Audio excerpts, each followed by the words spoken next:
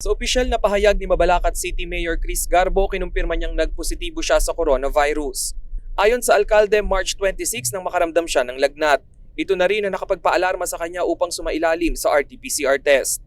March 27 nakumpirmang positibo si Garbo sa COVID-19. Nagsimula na rin ang contact tracing para sa mga nakasalamuhan ng alkalde sa nakalipas na isang linggo. Daraan din sa RT-PCR test ang kanyang mga close contact. Sa kasalukuyan, unti-unti na raw bumubuti ang kondisyon ni Garbo. Samantala, isang Mabalacat City sa may pinakamataas na kaso ng COVID-19 sa buong Pampanga. Base sa latest COVID-19 bulletin, umakyat na sa 1,374 ang kumpirmadong kaso sa syudad. 1,102 ang recovered, 28 ang namatay at 244 ang active cases.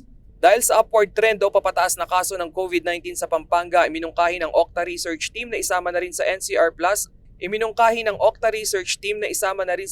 Plus Babol ang Pampanga at Batangas. Noong isang linggo ay bahagi rin ng Pampanga sa 10 probinsya sa bansa na may pinakamataas na kaso ng COVID-19. As of March 28, 9,491 na ang naitatalang coronavirus cases sa lalawigan. Rainiel Pawid, CLTV News.